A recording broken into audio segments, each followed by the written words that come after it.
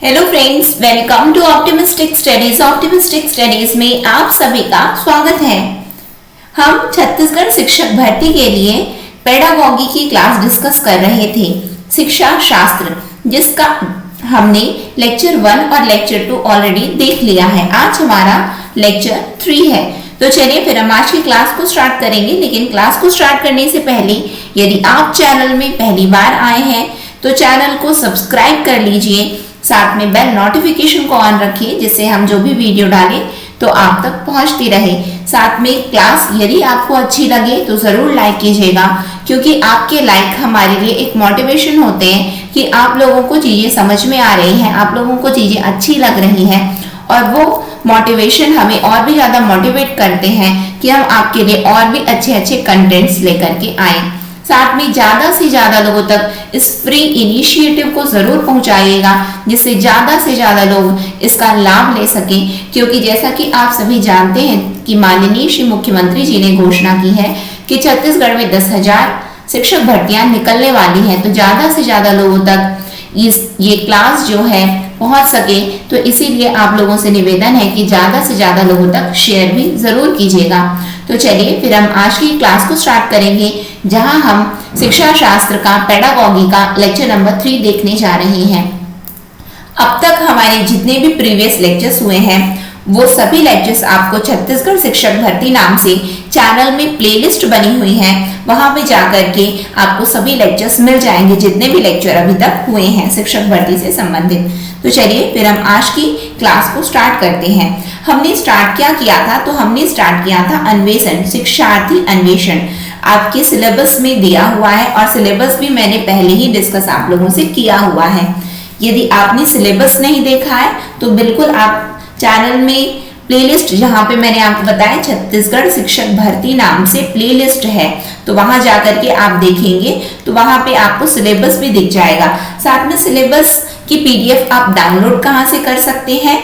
तो Telegram channel, जिसकी link इस वीडियो के डिस्क्रिप्शन बॉक्स में दी हुई है, तो वहां पे जाकर के आप पीडीएफ को डाउनलोड कर सकते हैं टेलीग्राम में, क्योंकि मैंने सभी पीडीएफ वहां पे अवेलेबल करवाया हुआ है।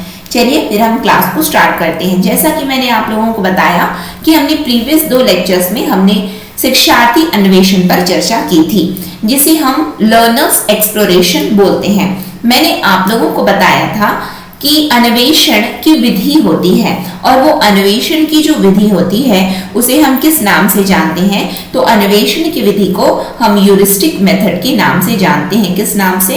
तो ह्यूरिस्टिक मेथड बोलते हैं। और ह्यूरिस्टिक मेथड को मैंने आप लोगों को बताया था कि ह्यूरिस्टिक मेथड के father, who is called the father of heuristic method, heuristic विधि के जनक कौन माने जाते हैं? तो आर्मस्ट्रांग माने जाते हैं। आर्मस्ट्रांग कौन है? तो आर्मस्ट्रांग जो है एक रासायनिक विज्ञान, या फिर हम बोल सकते हैं केमिस्ट्री के प्रोफेसर हैं, रसायन शास्त्र के। ये कौन है? ये प्रोफेसर हैं। ठीक है, तो यहाँ पे हम बात कर रहे हैं कि इन्होंने क्या बताया है? इन्होंने ह्यूरिस्टिक मेथड सुझाया है, या फिर हम बोले कि इन्होंने ही ह्यूरिस्टिक मेथड बताया है कि ये जो है अन्वेषण की विधि जो है ह्यूरिस्टिक मेथड होती है।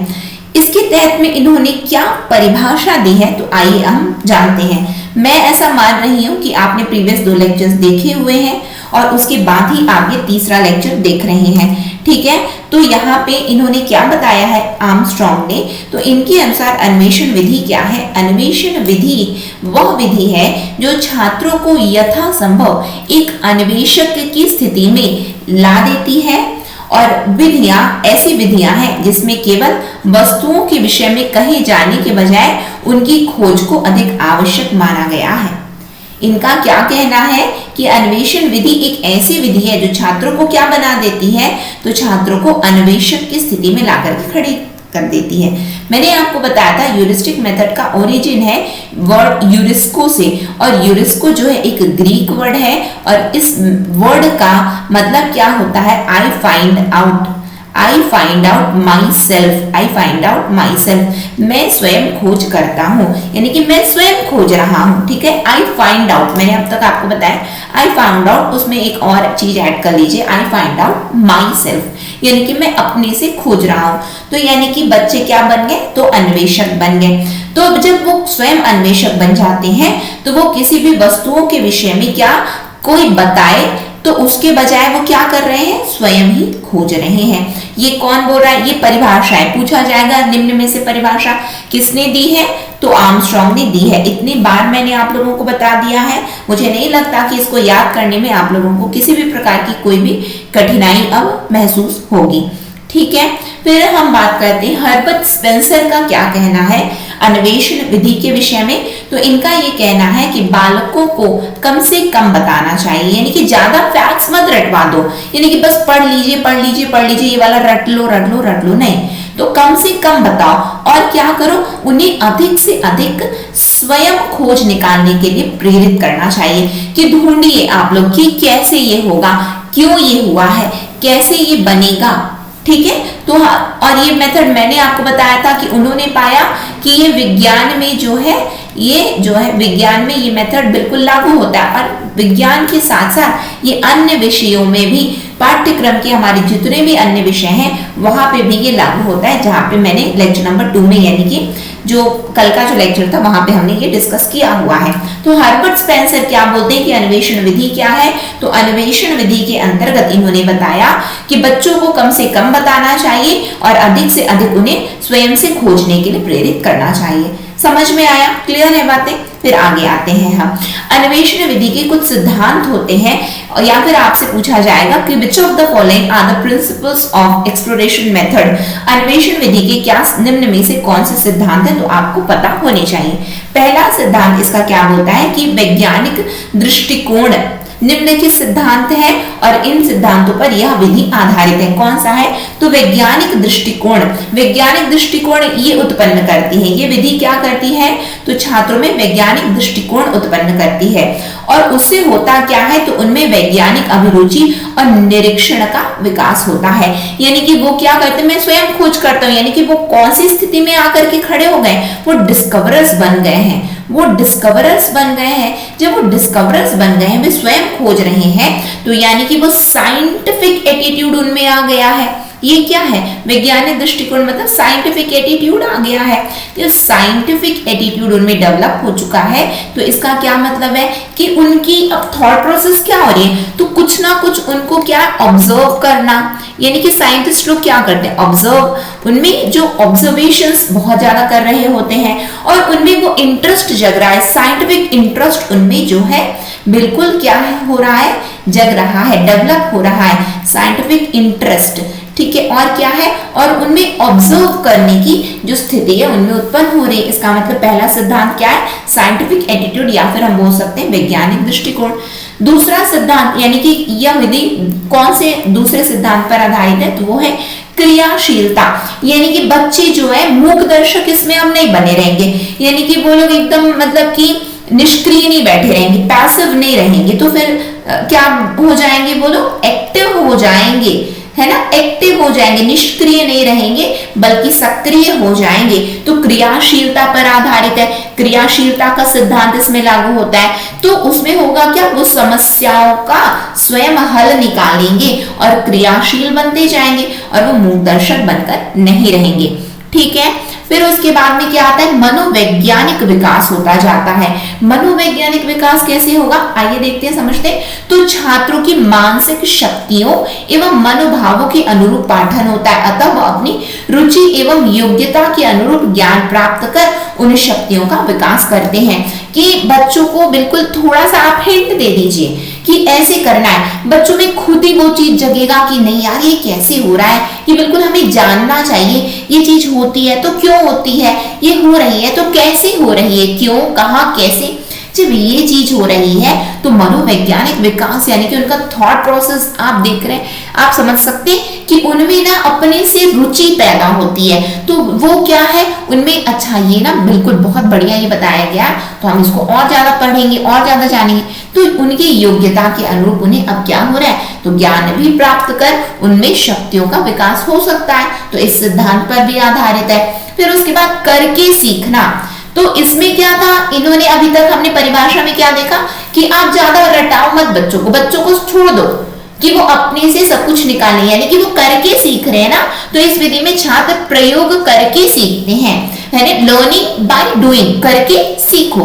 तो अतः चिंतनशीलता, आत्मविश्वास, आत्म अनुशासन तथा परिश्रम करने की आदत का उनमें विकास होगा।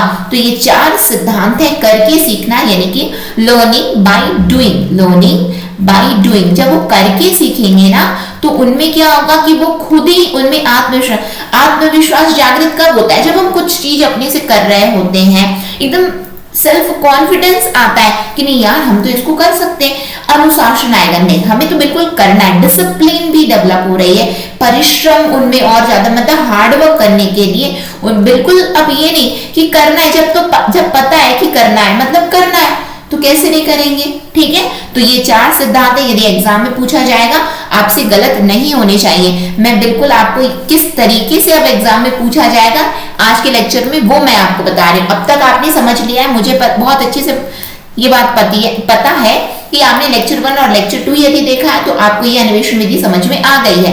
आज हम क्या देख रहे हैं, तो एग्जाम में क्वेश्चन किस तरीके से आ सकते हैं, आज के सेशन में हम ये देख रहे हैं। ठीक है, फिर उसके बाद यदि हम बात करें कि what are the features of exploration method, अन्वेषण विधि के क्या कौन कौन से गुण हैं, या फिर हम बोल सकते हैं कि फीचर्स क्या है एक्सप्लोरेशन मेथड के। एक्सप्लोरेशन मेथड मतलब क्या है, ये ह्यूरिस्टिक मेथड है।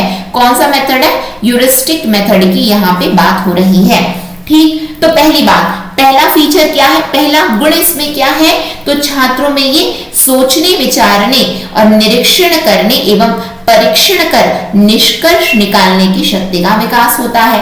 पहला गुण क्या है, वे सोच रहे हैं, विचारवान बन रहे हैं, निरीक्षण करें, ऑब्जर्व कर रहे हैं और क्या कर रहे हैं, परीक्षण कर रहे हैं कि बिल्कुल कैसे होगा ये, एग्जामिन कर रहे हैं उसको, और एग्जामिन करें, ऑब्जर्व किए, एग्जामिन किए और कंक्लूड करेंगे कि अब आप देखो प्रैक्टिकल्स में यही चीजें होती हैं, हम प्रैक्टिकल करते हैं तो यही चीजें कर रहे होते हैं कि नहीं, ऑब्जर्व करते हैं, एग्जामिन करते हैं, बिल्कुल कंक्लूड करते हैं कि दिस इज द कंक्लूजन, कि जो कि हमें मिला है। तो बच्चों में भी अब वही शक्तियां पैदा हो रही हैं, पहला गुण हो गया इस विधि का। फिर उसके बाद में यह विधि मनोवैज्ञानिक है तथा अनुकूल रुचियों एवं आदतों का विकास करती है। मनोवैज्ञानिक है क्योंकि टीचर्स को बहुत अच्छे से पता है कि मेरे को यहाँ पे ये वाली दिक्कत आई है, बच्चों को भी यहाँ पे आएगी, तो बच्चों में इंटरेस्ट डालेंगे कि तुमको ना ऐसे जाना है। क्यों, टीचर को पता है ना, टीचर को पता है कि किस तरीके से बच्चों को पढ़ाना है, टीचर्स को अच्छे से पता है, और टीचर्स को पता है कि इनको फैक्ट्स रटवाने से काम नहीं चलेगा। तो फिर काम किससे चलने वाला है, काम चलने वाला है यहाँ पे कि बच्चे अपने से जब खोजेंगे तब काम चलेगा, यानी कि मनोवैज्ञानिक है ये। टीचर्स जान रहे होते हैं कि बच्चों के मन में चल क्या रहा है, उनके बिहेवियर्स को मनोवैज्ञानिक क्या करते हैं, बिहेवियर्स का तो अध्ययन कर रहे होते हैं। ठीक है, तो उनके अनुकूल रुचियों एवं आदतों का विकास करती है। और क्या है, इस विधि में प्रत्येक छात्र को सीखने का अवसर मिलता है तथा अध्यापक के संपर्क में छात्र रहते हैं।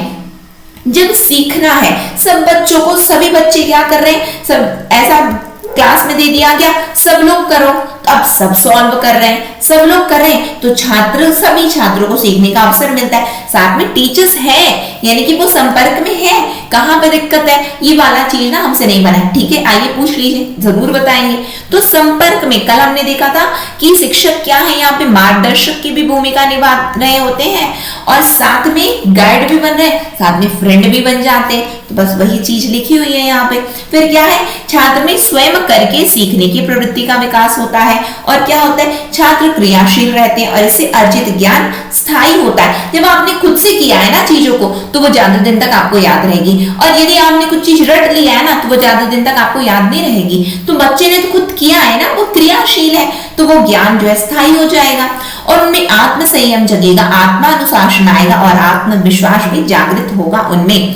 ठीक, फिर क्या है, यह विधि वैज्ञानिक अभिरुचि एवं दृष्टिकोण को उत्पन्न करती, जैसे कि अभी हमने देख लिया, तथा अवलोकन एवं प्रयोग पर बल देती है। देखिए ना, अवलोकन तो कीजिए, देखिए, सीखिए और प्रयोग में लाइए, उसे प्रयोग में लाइए। तो ये गुण आपको पूरे याद करने की है, ठीक है। ये सभी चीजें हमने कुछ रटना नहीं है, समझ लियो बस, मोर देन इनफ। आएगा एग्जाम में, मुझे बिल्कुल यकीन है कि आप लोग कर जाओगे, यानी कि आप लोगों से ये बन जाएगा, है ना। फिर क्या है, इससे समस्या पर विस्तृत रूप से चिंतन का अवसर मिलता है। कि आप सोचिए ना, विस्तृत रूप से सोचे कैसे बनेगा यार, ये बन नहीं रहा है, कैसे बनेगा। अतः सोचने के आधार के साथ स्वाध्याय की भी आदत बनती है। बन नहीं रहा है, कैसे करें, ये बुक पढ़ लें क्या? हाँ बिल्कुल पढ़ लेते हैं। यहाँ पे ना बन नहीं रहा है, क्या करें, थोड़ा सा और एग्जांपल्स दिए हैं क्या? अच्छा ये वाला ना क्वेश्चन ऐसे बना है, आगे कौन सा सॉल्व होगा। इस तरीके से यानी कि बच्चों में स्वाध्याय की आदत भी विकसित हो रही है। चिंतन का अवसर मिला, स्वाध्याय की आदत विकसित हुई। ठीक है, फिर क्या है, इस विधि में छात्रों को गृह कार्य नहीं दिया जाता, तो फिर क्या दिया जाता है, छात्र अपना समस्त कार्य विद्यालय में ही समाप्त कर लेते हैं। इससे छात्रों को शिक्षा बोझ नहीं लगती। अरे यार आज ना इतना सारा होमवर्क मिला है, वो इतना सारा चीज करके जाना है, क्यों? क्योंकि वो तो एक्टिवली पार्टिसिपेट किए हैं ना क्लास में, सभी बच्चे एक्टिवली पार्टिसिपेट किए हैं, यानी कि वो सक्रिय रूप से सभी लोग भाग लिए हैं और सभी लोग सॉल्व कर रहे हैं। जब सॉल्व कर रहे हैं तो चीजें तो बच्चों को वहीं पे याद हो गई। जैसे कि मैं आपको क्या बोलती हूँ कि लेक्चर देखते देखते बहुत सारी चीजें याद किया करो, ये नहीं कि वीडियो बंद करेंगे बाद में याद करेंगे। क्यों बाद में याद करोगे, अभी क्यों नहीं कर सकते? साथ में करो ना, साथ में करेंगे हम लोग याद। तो बच्चे क्या कर रहे हैं, कोई गृह कार्य नहीं, अभी एट प्रेजेंट में सब चीजें करनी है, तो कोई बोझ सा नहीं लगेगा। अब आपको चीजें, आप देखो, आप वीडियो देख रहे हो, आपको चीजें यदि याद हो गई तो आपको बोझ लगेगा क्या? नहीं लगेगा ना, कि आपको ये नहीं लगेगा अरे इसको तो अभी याद करना है, अभी स्क्रीनशॉट ले लेता हूँ या फिर स्क्रीनशॉट ले लेती हूँ बाद में याद करूंगी। नहीं, आपने तो समझ लिया ना, इसे आपने समझ लिया, आपके लिए कोई बोझ की बात नहीं। मुझे ना ये वाला मेरा एम्बिशन विधि मेरा हो चुका है, यानी कि शिक्षा शास्त्र का जो सेकंड पॉइंट है मेरा कंप्लीट हो गया, बस हो गया। ठीक है, समझ में आया। फिर क्या है, इस विधि में छात्र अध्यापक संबंध आत्मिक होते हैं, क्योंकि अध्यापक छात्र पर ध्यान देते हैं कि अच्छा तुमसे बन नहीं रहा है, आओ बताओ क्या चीज नहीं बन रहा है, मैं तो हूं ना बताने के लिए। अच्छा ये वाला सॉल्व करो, बच्चे सॉल्व करें, हर चीज कर रहे हैं, अच्छा तुमसे बना क्या ये। तो इस तरीके से वो क्या हो रहे, छात्र अध्यापक के संबंध आत्मिक होते जा रहे हैं। क्यों? क्योंकि अध्यापक छात्र पर ध्यान देते हैं। ठीक है, समझ में आया।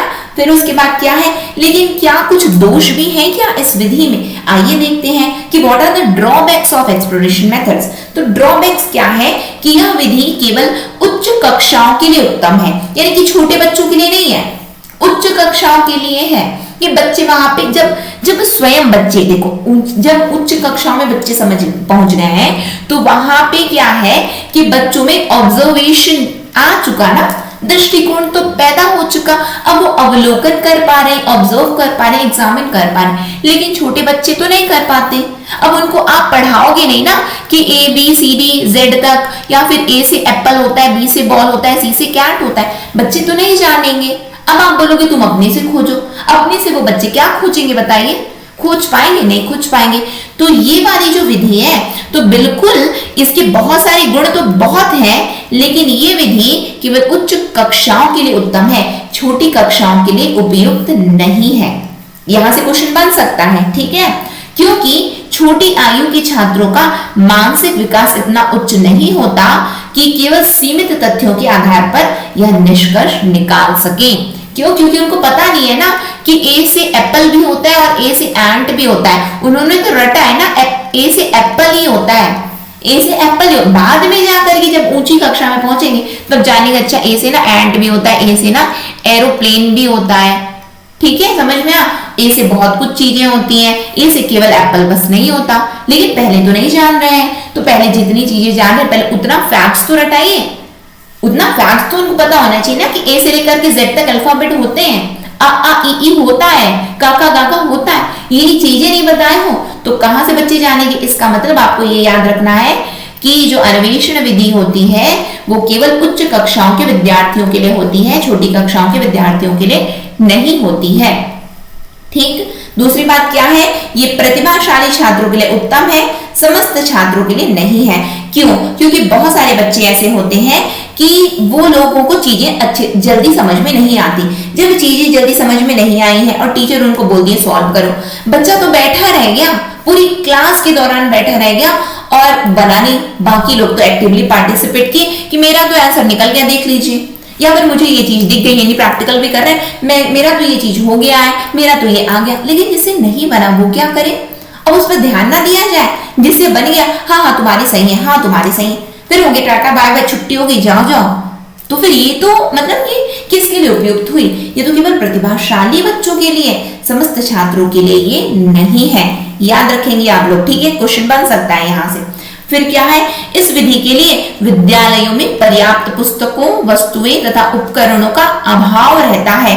कि बच्चों ने तो जाना नहीं ना, बच्चों ने जाना नहीं, बोले कि ये वहां हमारी बुक में ना इतना दिया है लेकिन ये चीजें बन नहीं रही है, कहाँ से पढ़ेंगे, इससे पढ़ लीजिए, उससे पढ़ लीजिए, है ही नहीं ना, सिलेबस का पढ़ेंगे और एक्स्ट्रा जाने कहाँ और पढ़ने जाए, सिलेबस का तो कंप्लीट नहीं होता बुक, आप बोलते हो एक्स्ट्रा पढ़ लो, कहाँ से पढ़ ले हम लोग, नहीं हो सकेगा। जब नहीं हो सकेगा तो यानी कि इस विधि में क्या है कि बच्चे खोजें। अब वो खोजें कैसे? जब ज्यादा चीजें पढ़ेंगे तब तो खोजेंगे, जब ज्यादा चीजें पढ़ेंगे तब तो खोजेंगे। तो विद्यालयों में तो उतना मतलब कि उनको वस्तु, पुस्तक, वस्तुएं, उपकरण जब ये अभाव है तो कहां से ये विधि उपयुक्त हुई? नहीं होगी। यानी कि अभी हम क्या देख रहे हैं कि इतने गुण तो है लेकिन कुछ दोष भी हैं, तो ये दोष के अंतर्गत हम देख रहे हैं। फिर क्या है, ज्ञान प्राप्त करने की प्रक्रिया धीमी होती है क्योंकि छात्र शीघ्रता से निष्कर्ष नहीं निकाल पाते।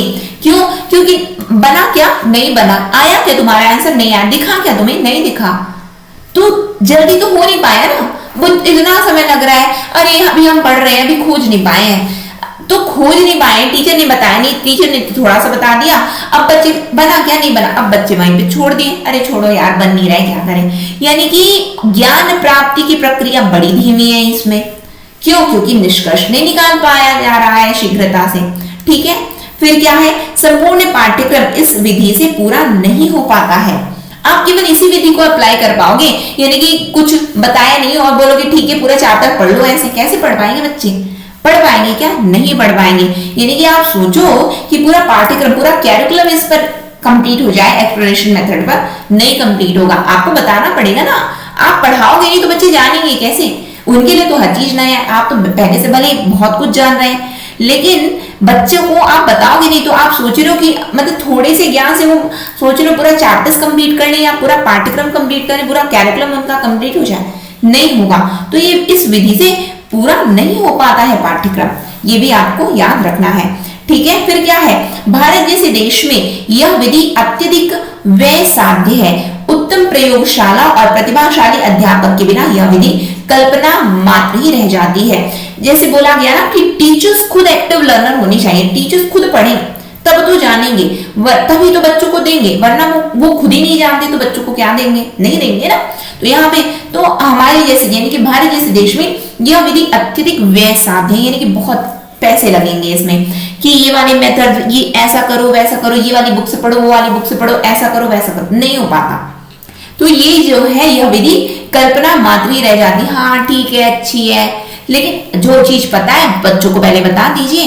तो यहाँ पे ये चीज आपको यहाँ पे ये ध्यान रखना है कि हमारे जैसे देश में यानी कि भारत जैसे देश में यह विधि थोड़ी कल्पना मात्र है, यानी कि इमेजिनेशन है अभी हमारी कि ठीक है अच्छी है, लेकिन बच्चे उतना ज्यादा इसमें ग्रो नहीं कर पा रहे हैं। फिर क्या है, प्रत्येक छात्र को इस विधि से प्रत्येक पाठ को पढ़ाना प्रत्येक अध्यापक के लिए संभव नहीं है। केवल विशेष ढंग से विद्वान व्यक्ति ही इस विधि का प्रयोग कर पढ़ा सकते हैं और आधुनिक समय में प्रशिक्षित योग्य प्रशिक्षित कौन? तो योग्य, परिश्रमी, निष्ठावान, आत्मनिर्भर एवं वैज्ञानिक दृष्टिकोण वाले शिक्षकों का अभाव है। ये वास्तविकता है भारत में। भारत में हम ये क्यों? क्योंकि ये बिल्कुल माना गया है, ये बहुत सारी रिपोर्ट्स ने माना है कि टीचिंग को ना लोग बोझ मान करके करते हैं। यानी कि घर में कुछ काम नहीं है, आओ मतलब आके पढ़ा दिए, मतलब घर में कुछ काम नहीं, मतलब कुछ नहीं कर रहे तो टीचिंग करने लग गए। कि टीचिंग आपने लास्ट ऑप्शन चुना है, आपका करियर आपने चुना नहीं था पहले कि टीचिंग आपको करना है, मतलब कि कुछ नहीं मिला इसलिए आप टीचिंग में गए हो। तो यहाँ पे प्रशिक्षित, तो यानी टीचिंग में इंटरेस्ट कब आता है? टीचिंग में इंटरेस्ट तब आता है कि आपका वो फर्स्ट चॉइस हो, मेरी फर्स्ट चॉइस है ये, यदि आता है आपके दिमाग में तो आप उसमें अपना 100% दे रहे हो, आप उसमें अपना 100। यदि आपके वो ऑप्शन में आया है नहीं यार मतलब कि कुछ नहीं हुआ ना मेरा, तो इसीलिए ना हम टीचर बन गए, तो यानी कि आप टाइम पास कर रहे हो, जिसका अभाव है हमारे देश में। तो अभाव की वजह से ये विधि केवल वही शिक्षक अपना सकते हैं और वही शिक्षक अपने विद्यार्थियों को सिखा सकते हैं जो योग्य है, यानी कि प्रशिक्षित है, अच्छी तरीके से परिश्रमी है, खुद परिश्रम करना चाहते, खुद पढ़ना जानते, खुद चीजें खोजना जानते हैं, जो निष्ठावान, आत्मनिर्भर और वैज्ञानिक दृष्टिकोण के जो स्वयं खुद शिक्षक हैं, तब जा करके तो वो ये विधि लागू की जा सकती, या विधि उपयुक्त होगी, या विधि बिल्कुल मान्य होगी, या फिर यह विधि उत्तम होगी। अन्यथा यह विधि उत्तम नहीं मानी गई है। क्यों? क्योंकि आप संपूर्ण पाठ यदि आप सोचें कि बच्चे अपने से पढ़ लेंगे तो बच्चे नहीं पढ़ पाएंगे, बच्चे नहीं पढ़ पाएंगे, आपको बताना पड़ेगा। ठीक है, समझ में आया? बातें क्लियर हो रही है? फिर क्या है, केवल उच्च स्तर के लिए यह उपयोगी है क्योंकि क्षमता के अनुरूप सेकेंडरी स्तर पर ही वह समस्या का विश्लेषण कर पाते हैं। कौन? तो बच्चे, यानी कि ये उच्च कक्षाओं के लिए उपयुक्त होती है। निम्न यानी कि जो छोटे बच्चे होते हैं, जो छोटी कक्षाएं होती हैं, उनके लिए नहीं होती, क्योंकि जब माध्यमिक स्तर पर बच्चा पहुंचता है तब जाकर के तो थोड़ी चीजें वो विश्लेषण यानी कि एनालिसिस कुछ चीज कर पाता है, अदरवाइज वो एनालिसिस नहीं कर पाएगा। कर पाते हैं कि छोटे बच्चे तो नहीं कर पाते हैं।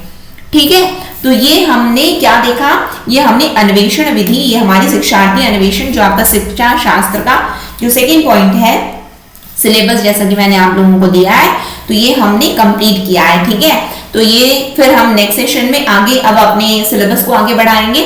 नेक्स्ट सेशन में और भी चीजें हम पढ़ेंगे। लेकिन सेशन यदि आपको अच्छा लगा हो तो जैसा कि मैंने आप लोगों को बताया, आपके लाइक हमें मोटिवेट करते हैं कि बच्चों को चीजें समझ में आ रही हैं और बच्चों को चीजें अच्छी लग रही हैं, तो हम ना और भी ज्यादा आपके लिए और अच्छे कंटेंट लेकर के आएंगे। और अच्छे कंटेंट के अलावा क्या होता है कि हम ना रेगुलर आप लोगों के लिए वीडियो अपलोड कर पाएंगे। ठीक है, साथ में यदि आपने चैनल को सब्सक्राइब नहीं किया तो जरूर चैनल को सब्सक्राइब करिए, क्योंकि चैनल को जब आप सब्सक्राइब करके रखेंगे तभी जाकर के हम जो भी वीडियो डालेंगे तो आप तक पहुंचता रहेगा। ठीक है, आपके पास नोटिफिकेशन आता रहेगा। साथ में टेलीग्राम चैनल को ज्वाइन कर लीजिए, क्योंकि टेलीग्राम चैनल में जैसी वीडियो अपलोड होती है तो वहां पे मैं पोस्ट कर देती हूँ कि ये वाली वीडियो अभी डली हुई है, तो वहां से भी आप लिंक के थ्रू जो है वीडियो को देख सकते हैं। आपने ज्यादा से ज्यादा लोगों तक आपको क्या करना है, तो आपको शेयर करना है। ठीक है, आप क्या करना है, ज्यादा से ज्यादा लोग, इस बटन को आप लोगों को क्या करना है, ज्यादा से ज्यादा आपको शेयर करना है ज्यादा, तो उससे होगा क्या, तो उससे ज्यादा से ज्यादा लोगों तक वीडियो पहुंच पाएगी और ज्यादा से ज्यादा लोग इसका लाभ ले सकेंगे। ठीक है, इसी के साथ में आज की क्लास को मैं एंड करूंगी। नेक्स्ट सेशन में फिर हम बहुत जल्द मिलेंगे। नेक्स्ट सेशन तक के लिए optimistic learning. Thank you for the session. जय हिंद, जय भारत।